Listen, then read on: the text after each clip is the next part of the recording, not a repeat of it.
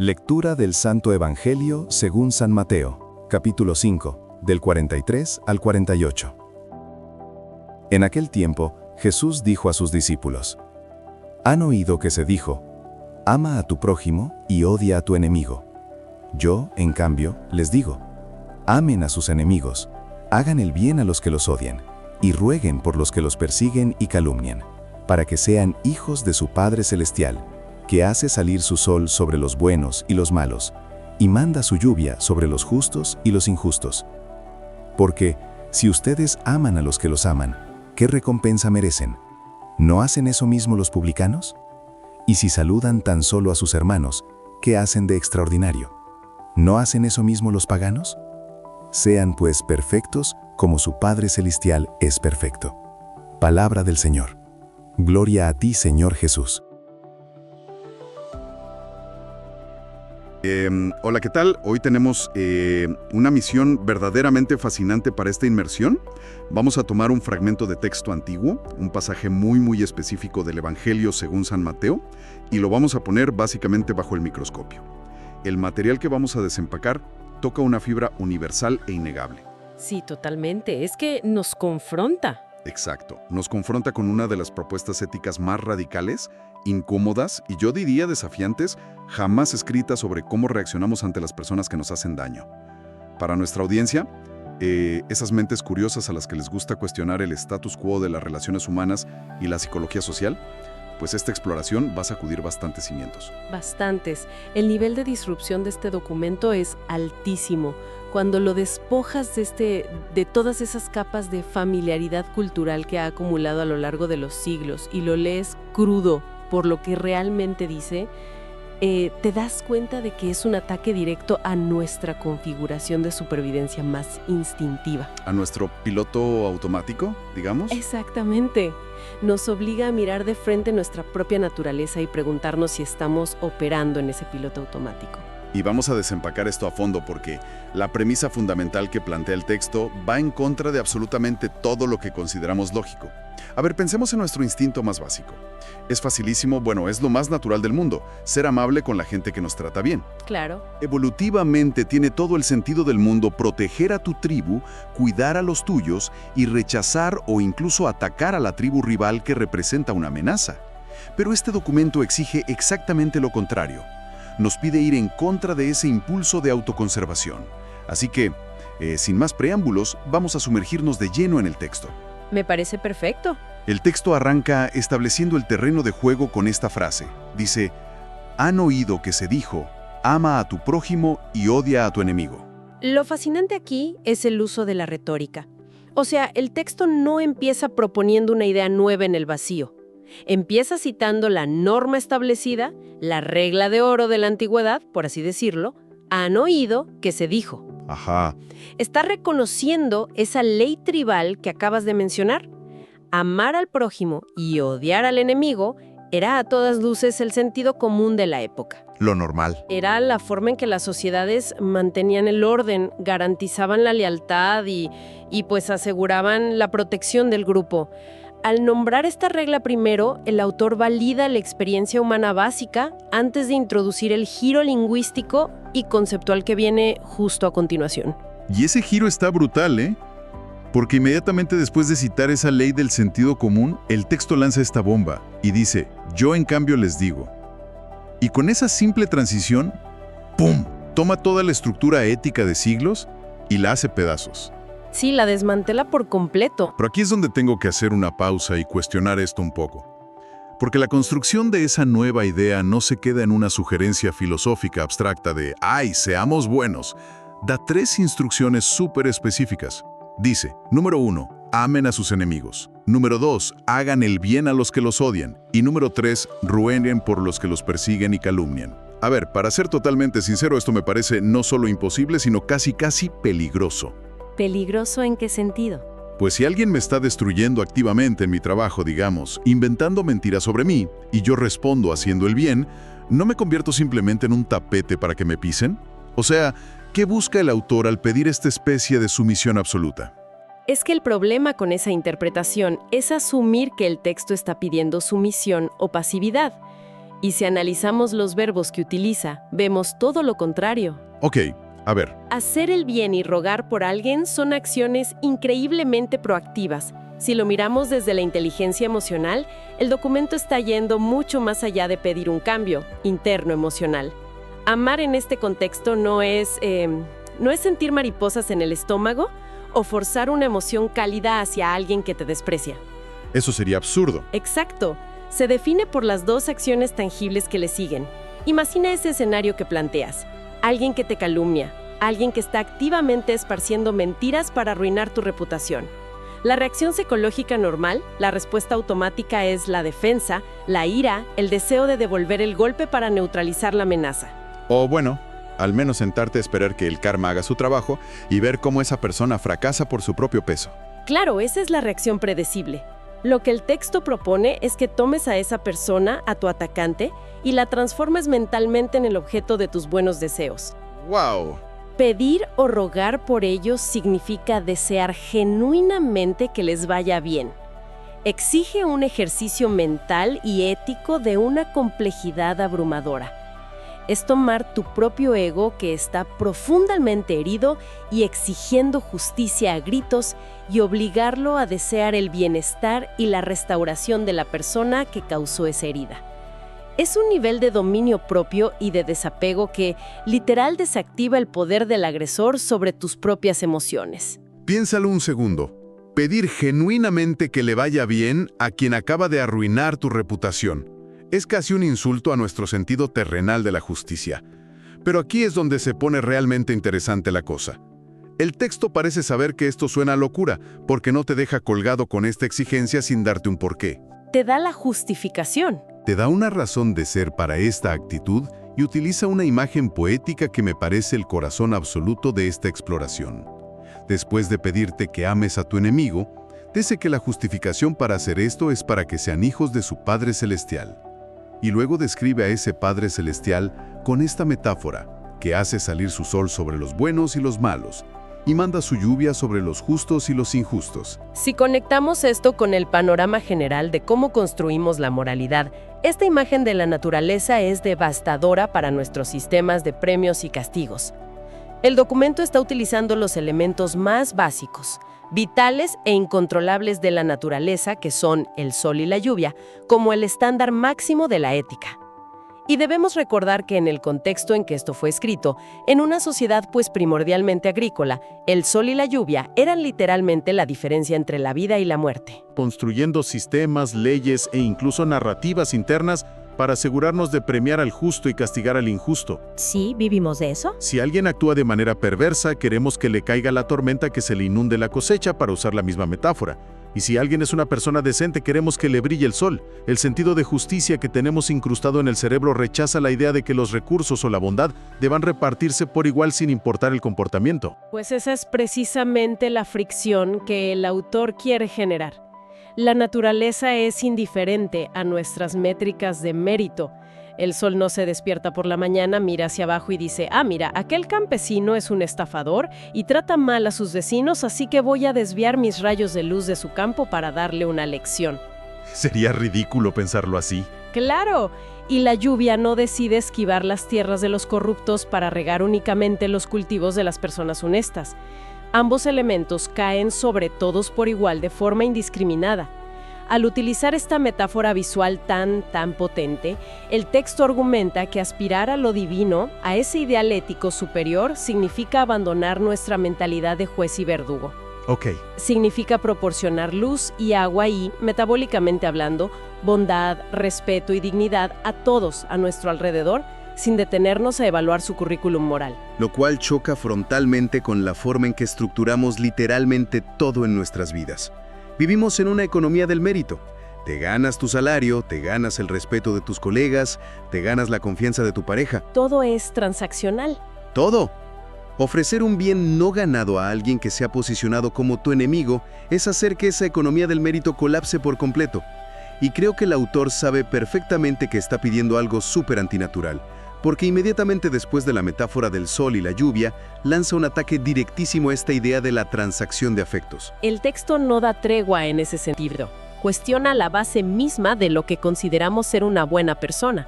Y lo hace con una serie de preguntas retóricas que son un golpe directo al ego de cualquiera que se considere moralmente superior. Escuchen esto. El texto continúa diciendo, porque si ustedes aman a los que los aman, ¿qué recompensa merecen? ¿No hacen eso mismo los publicanos?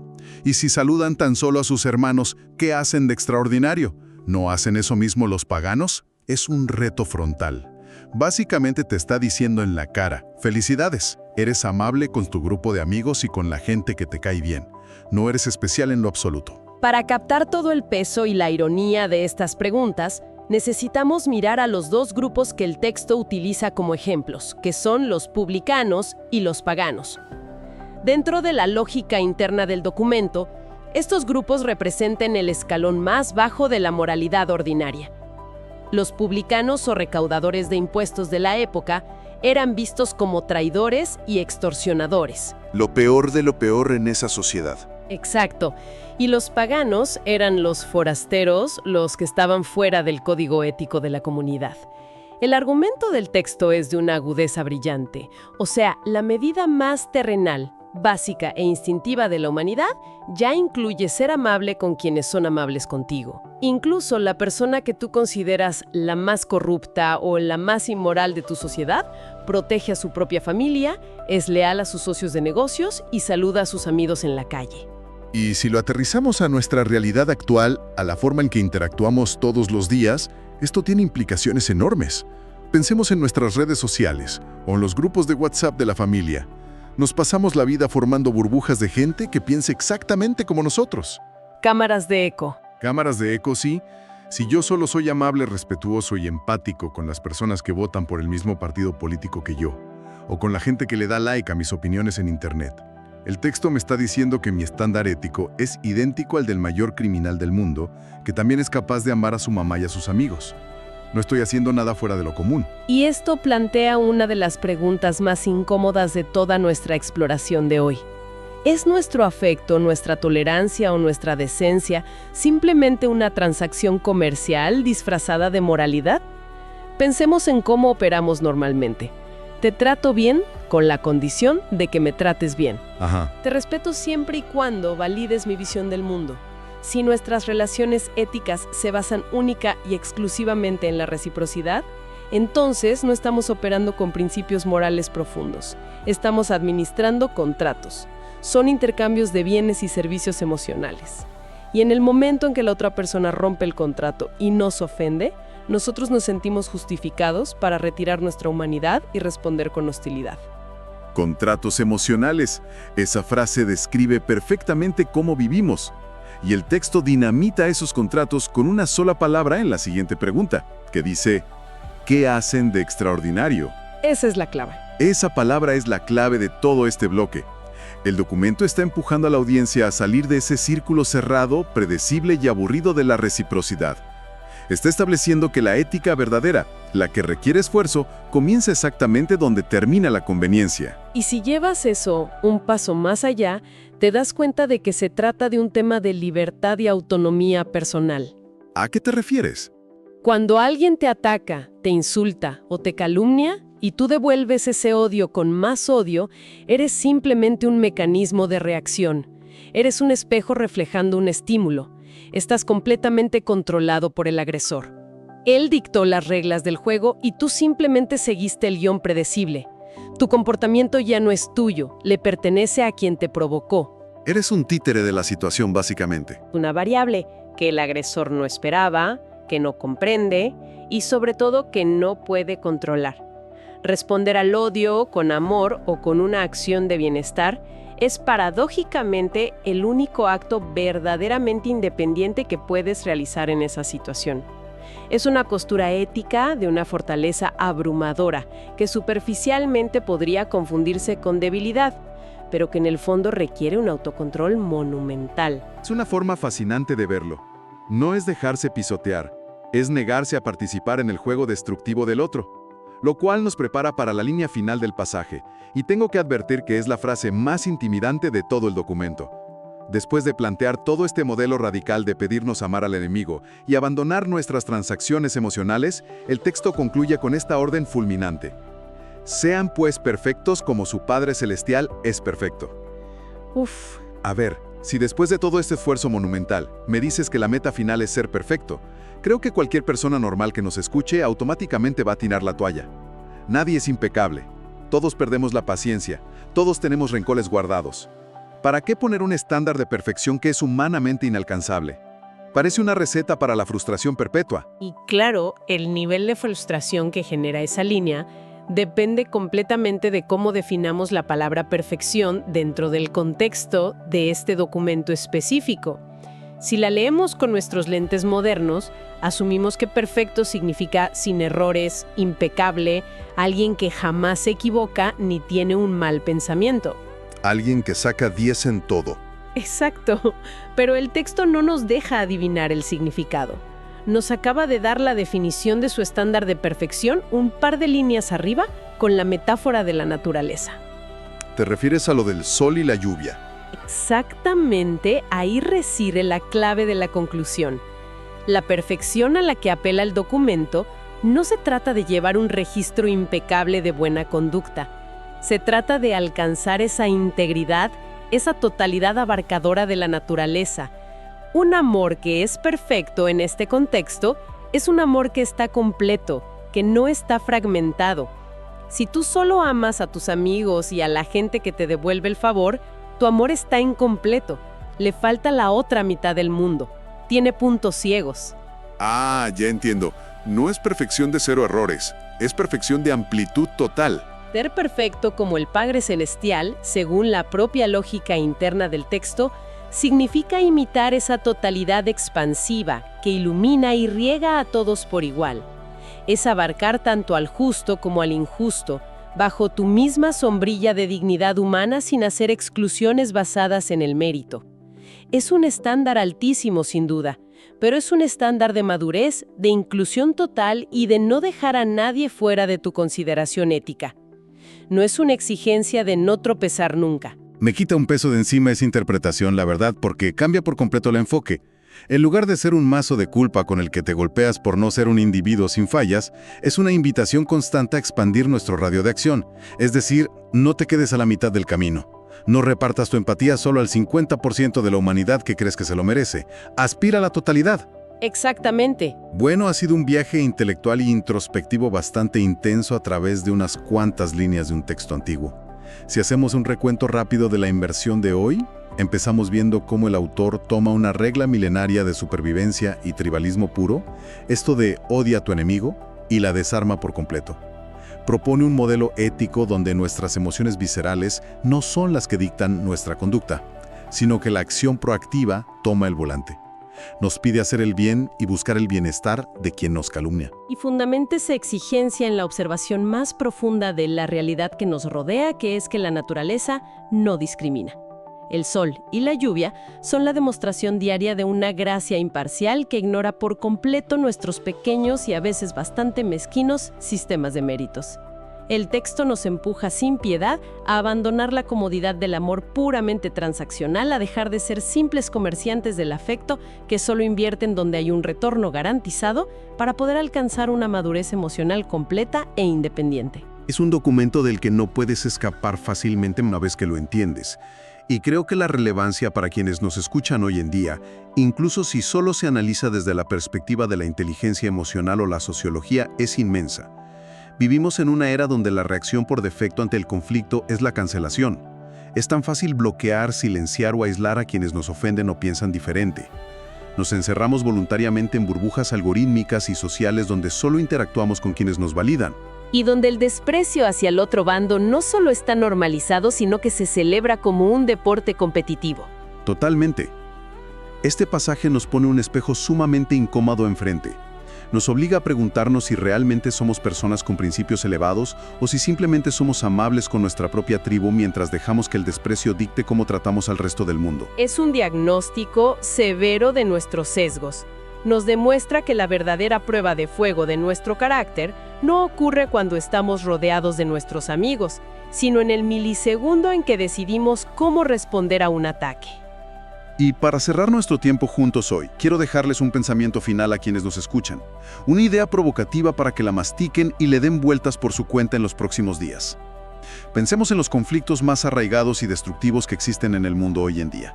Pueden ser disputas históricas entre naciones, la polarización tóxica entre grupos políticos dentro de un mismo país, o incluso esas guerras frías familiares que llevan décadas donde ambos lados están estancados en un odio mutuo inmovible.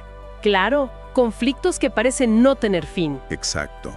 Si la premisa central de este texto se tomara y se aplicara literalmente, si un solo lado de la disputa decidiera tragar su orgullo, dar el primer paso para hacerlo extraordinario y ofrecer un bien incondicional, una ayuda genuina e inmerecida a su adversario, sin esperar absolutamente nada a cambio, ¿sería este acaso el único mecanismo verdaderamente capaz de romper los ciclos infinitos de venganza en nuestra sociedad moderna? Es una gran pregunta. Ahí les dejamos esa pregunta para reflexionar. Ha sido un verdadero privilegio desempacar estas ideas tan complejas con todos ustedes hoy. Gracias por acompañarnos en esta exploración tan profunda, por prestar su curiosidad intelectual y su tiempo para cuestionar las bases de lo que creemos que sabemos sobre la naturaleza humana. Nos encontramos en la próxima inmersión.